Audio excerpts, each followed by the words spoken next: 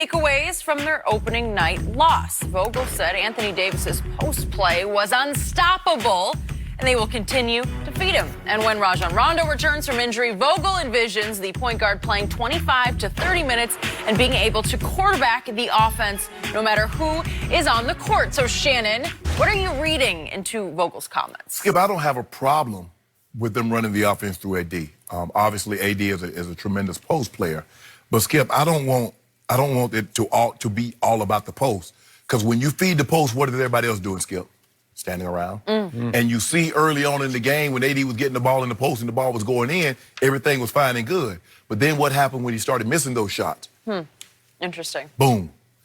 I want them at some point in time, Skip, you're not going to win a whole lot of games, Skip, running all your possessions through the post. You're going to have to get some easy baskets. 5 points in the fast break, not good enough. Not nearly good enough. Sometimes you just got to get the ball and go. Got no problem. Skip, that's a nice luxury to have.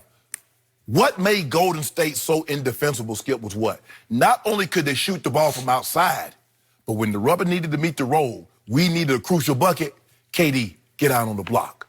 Now we can do something with you. That needs to be the Lakers' mentality. I'm not saying because you don't have Golden State's offense, you don't have the shooters like that. But to try to just constantly feed the post, Skip, this is not 70s, 80s, and early 90s type basketball. The floor is spread too much. You need to be able to get easy baskets in transition, and you need to be able to shoot the ball from outside. And when you need a bucket, AD, get out on the block and we'll dump it to you. But Skip, that can't be your only only offensive answer. Is to dump the ball down to AD and let AD go do something.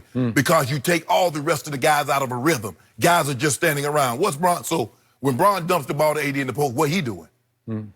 He backing out so nobody can come, the double can't come. Nah, Skip, look, I'm not surprised that he said that about Rondo. Rondo, that he played 20, 30 minutes a game. The question is, Skip, and what we've seen from Rondo say over the last 8 years, can he stay healthy? He can't stay healthy. True. That's the issue with him. We know he led this league in assists 4 times. He's a damn good point guard. But health is the issue for him. And yes, look, to think that LeBron at some point in time, I don't give a damn who's on the court. LeBron's going to have the ball at some point in time in his hand. Now, when LeBron leaves the court, that's an opportunity for Rondo to be in complete control of the offense.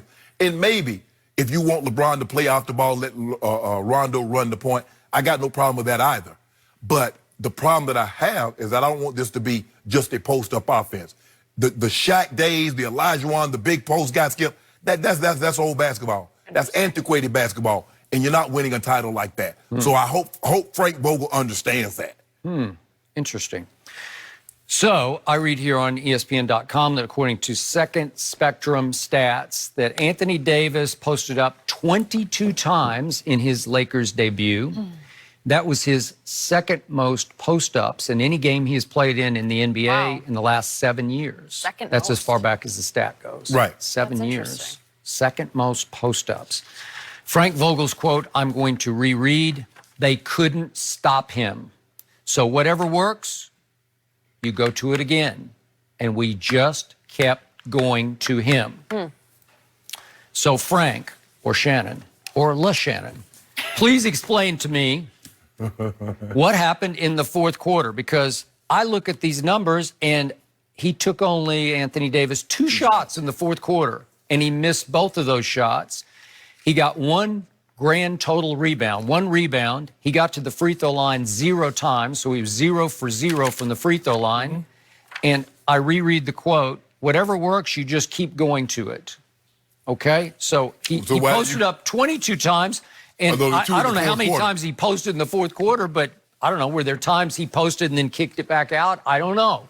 But something... So do they only count the post if you get the ball? I would assume once you catch the ball, it counts as a post-up. I don't know exactly how they keep their numbers, but again, I guess it means that he... I don't know if those 2 shots were if they qualified as post-up shots. Probably they did. So my question is, where did he go? What happened in the fourth quarter? Well, I'm back to where I was before this year started, and this is the place I've been on Anthony Davis since his rookie year. He is a complimentary superstar. in that he's not the alpha. He's not the guy. He's not that guy. He has to be a Robin. He has to go along for the ride because he had lots of talent in New Orleans. In its final record in the games he played in at New Orleans, regular season, 216 and 250. So he was always a PER prince because he was always top 3 PER. Yeah. And yet I look at his game and I say, where is the nuclear weapon? Where is the unstoppable trick in his bag where you say, like Kevin Durant, mid-range, three-point range, he's just got it all. You can't stop that when he gets going. But Anthony can't shoot with Kevin Durant from mid-range or distance. No, I think the biggest thing is, Skip, for him is that because he can post you up, he does have three-point capabilities, and he can shoot. Now, obviously, he's not KD. That's a whole different ball game. But his ability to put the ball on the floor, finish at the rim, he can post you, he can out of mid-range game, he can shoot the three, he can play defense. He can do, he's a 5-tool player if there's such a thing in the NBA. He has no weakness in his game, Skip. Okay, but does he have that strength? Because the great ones had something that was unstoppable, and I'm just not sure he does. He's a really good player. He's a great player, but is he all-time great? You know, is he that guy? He will be after we win this title this year. Well, you said that, and you're dug in that he's going to be the MVP. Yep. And the MVP took 2 shots in the fourth quarter and came up empty. That's not enough. Okay. We understand that. All right. I told you he's never experienced the heat and the brightness of that Hollywood spotlight. And he got it in the fourth quarter of what felt like an opening night playoff game against your arch rival Clippers. Well, and plus he's getting it now because he's starting to hear from you. If he'd have took 2 shots in New Orleans and they lose the ball game, ain't nobody talking about it. Nobody would notice. Different. Exactly. I'm going to remind everybody, in New Orleans, he had Drew Holiday, and for a while he had his friend DeMarcus Cousins, and he had Aminu and Eric Gordon and Ryan Anderson and Austin Rivers and Tyreek Evans and Buddy Hield and Jarrett Jack and Julius Randle. They had players. They had enough to do more damage if he's that guy. Is he the superstar or is he just complimentary star? So to me, I think you got an early glimpse of the guy that I feared you would see here, fourth quarter, because you got the coach saying they couldn't stop him.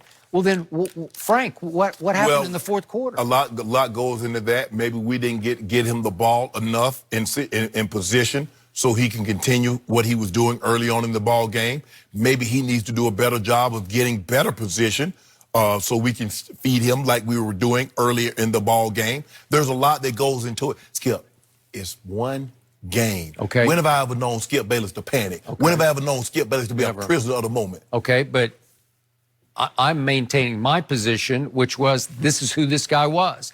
I first guessed this before he even came to the Lakers. I was telling you on this show, he's not that guy. You're going to be sorry. Okay, well, I hope so, because he's a good kid. Yep. He still feels like a kid to me, though he's 25. Been around for a long time. Yeah, he's still only 25. Okay, he's only 25. I feel like he should be older. But it's hard for me, if I'm rooting against the Lakers, it's hard to root against him. And I will tell you this. In the first quarter and the second quarter, there were times when he wheeled on 2 defenders. Duncan. And I just said, what? Yeah. That looks powerful because obviously he was a guard in high school. And then he sprouted up at Kentucky. Yeah. And all of a sudden, he's, what do you give him, 6'10"? Yeah, he's probably 6'10" and a half. Okay. Yeah. Right. Skip, what's there to not like about the Lakers?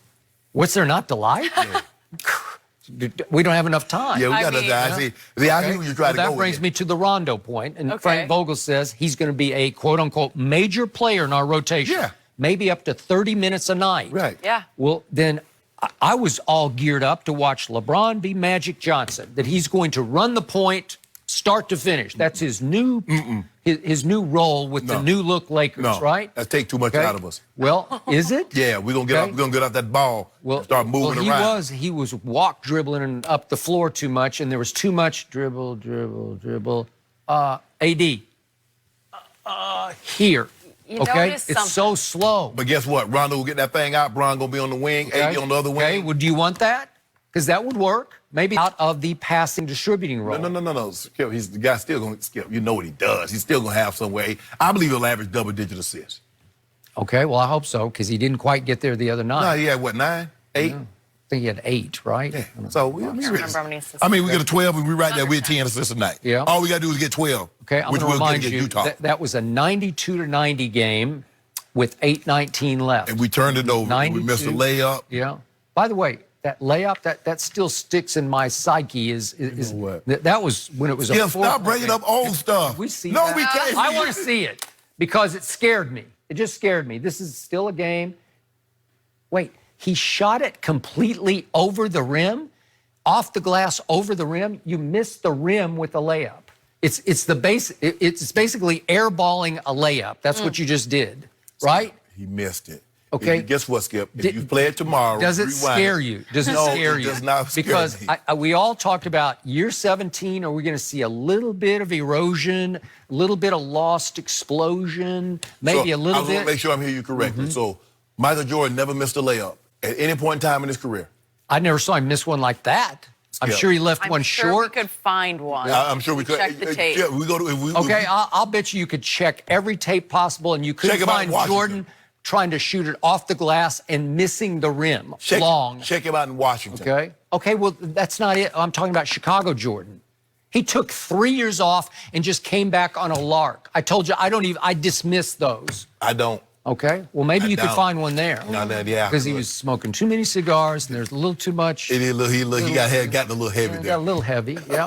Okay. I'm sure one of our I got it. viewers will send us some video. Yeah, send it to us. Someone, there has to be. I mean, it's just. Okay, my fear is that if he loses just a little bit, if Father Time is starting to just tap him on the shoulder, then it's going to be hard for this team to be what you think. I know a guy that Father Time